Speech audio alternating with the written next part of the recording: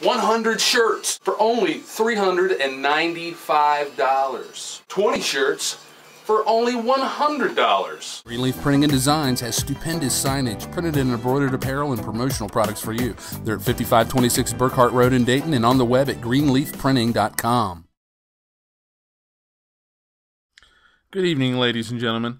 At this evening's Dayton City Commission meeting of August 31st, 2011, we got a chance to talk to Dayton City Commission candidate William Pace about his plans, if elected to City Commission, his thoughts on what need to be done to improve the city, and as well, we asked Mr. Pace about the 40 civil suits that came up when we did a court record search of his name. And seeing that all of the cases that we looked at regarded financial disputes between Mr. Pace's business or Mr. Pace and another entity, we thought it would be a fair question to ask him. Tell us what you think about Mr. Pace's response by leaving a comment below. Someone's going to answer, might as well be me. Okay. Okay. I was going through the court records and I was like looking for William Pace. I'm like, I know I'm going to be interviewing here tonight. There's like 38 civil records. And there are different situations, and they seemed all to be, I didn't read, there was no time for me to read all of them, but they seemed all to be related to properties, and they're all civil suits. Properties, what, like housing properties or something? Well, I haven't had rental property for over 20 years, so I don't know.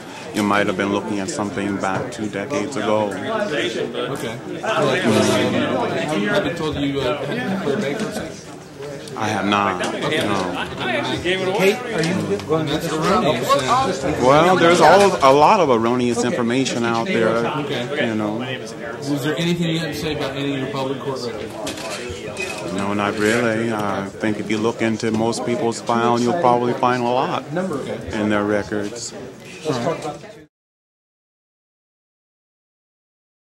I'm here with City Commission candidate William Pace. You're running for City Commission. The election's in November. That's correct. Tell me a little bit about what is your platform for City Commission? Why you want to run for City Commission? First of all, I want to be the voice of the people.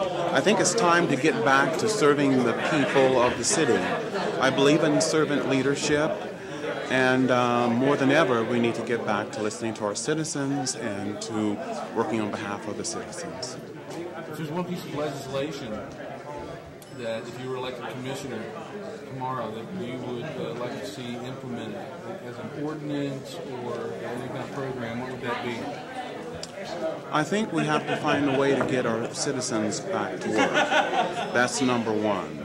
I think we have to find another way to reach out to the local businesses, the entrepreneurs, and to help them to get up and running. Why do you think you'd be better than the two incumbents or Mark Manovich? I think that I am relentless in working on behalf of the people. This is a full-time job. This is not a part-time job. We have major challenges here in this city. The time has come for people to roll up their sleeves and to get back to serving the people and to roll up their sleeves to get the work done that needs to be done in this city. I believe also, too, that we need to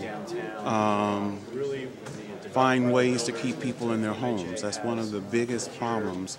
There are many people vacating their homes, leaving, and we need to stop the exodus from the city and to find ways to keep people in the city. What ways specifically?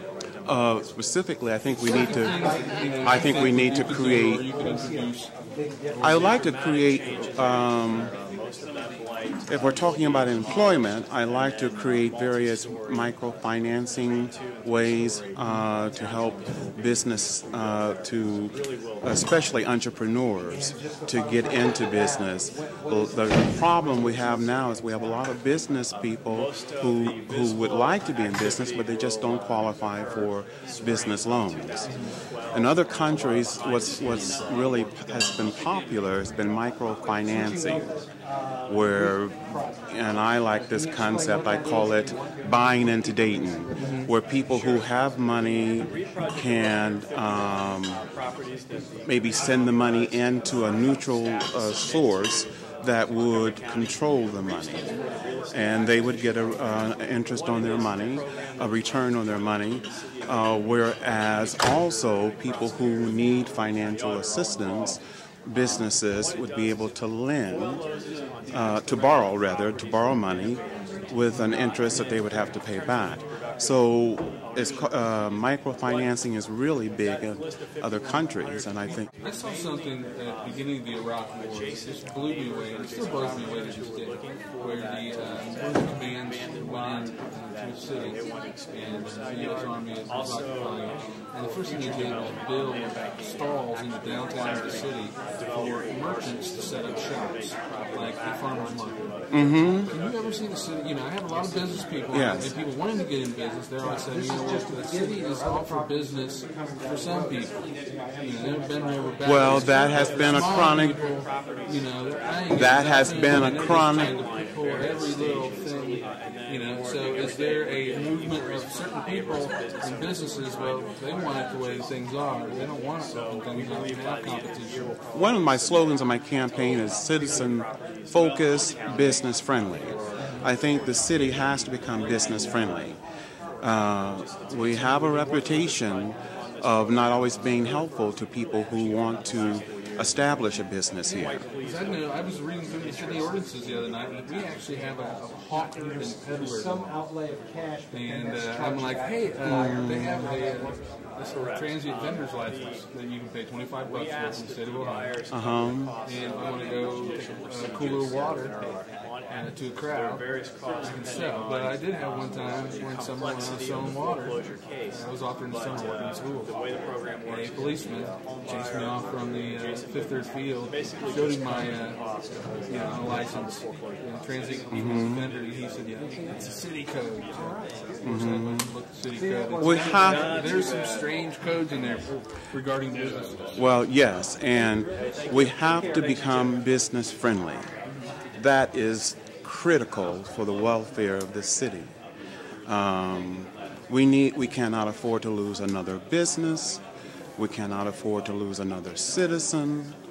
And so that's why I came up with the slogan, citizen focused, business friendly. It's critical.